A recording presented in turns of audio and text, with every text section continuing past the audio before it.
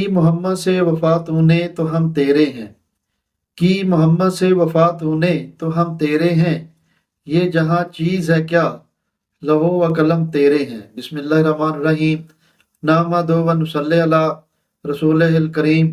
अजीज दोस्तों और मेरे भाइयों और मेरी बहनों, आज मैं अपनी वीडियो में आप लोगों को बताऊंगा कुरान बख्शने का क्या तरीका है। आज मैं आप लोगों को कुरान बख्शने के दो आसान तरीके बयान करने जा रहा हूँ। रमजान मुबारक चल रहा है और ये वो माह मुबारक है कि जिसमें कसरत के साथ तिलावत कुरान मजीद की जाती है। हर दूसरा मुसलमान खत्म कुरान करता है, यकीनन आप भी तिलावत कर रहे होंगे। कुरान मुकम्मल होने के बाद बहुत सारे लोगों की तरफ से यही सवाल होता है कि कुरान पाक बख्शने का क्या तरीका है। याद रखिएगा, बाज लोग ये भी तसव्वुर करते हैं कि जब तक कुरान बख्शेंगे नहीं हमें सवाब नहीं मिलेगा। तो ये एक बिल्कुल गलत तसव्वुर है।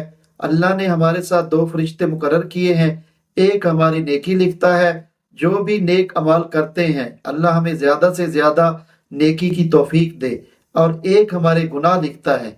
हम अल्लाह की पनाह चाहते हैं, अल्लाह हमें गुनाहों से बचाए।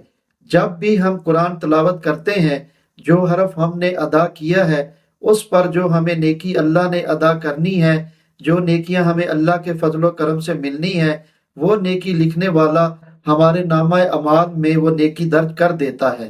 कुरान मुकम्मल होने के बाद कुरान बख्शना ये जरूरी नहीं है।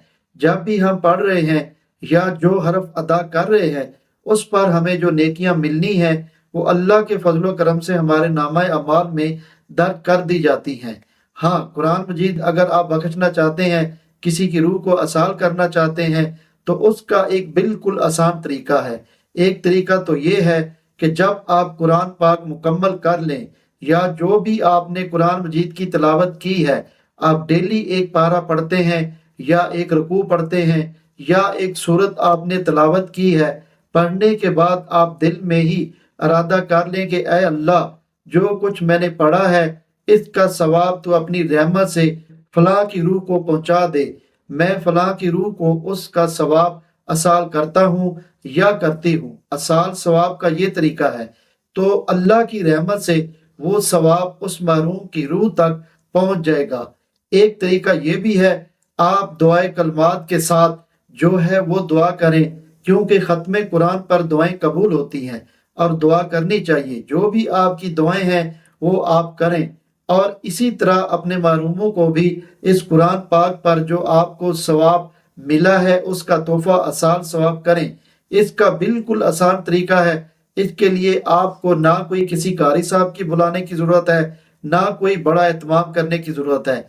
आप दुआ के लिए हाथ उठाएं और दुआ करना शुरू करें। दुआ के आदाब में सबसे पहले आप अल्लाह की हम्द बयान करें।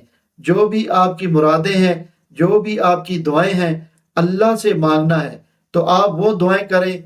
फिर आपने जो कुरान मजीद पढ़ा वो आप जिसको साले सवाब करना चाहते हैं उसको करें। आखिर में आप अल्लाह की हम्द बयान करें, दरूद पाक पढ़ें और दुआ मुकम्मल हो गई।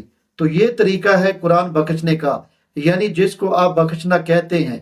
मैं तो यही कहूँगा कि कुरान पाक के बाद आप दुआ करें, दुआ कबूल होती है, और अपने महरूमों को भी असाले सवाब का तोहफा पेश करें। मुझे उम्मीद है आपको मेरी बात समझ आ गई होगी। अल्लाह हम सबको समझने की तौफीक अता फरमाए।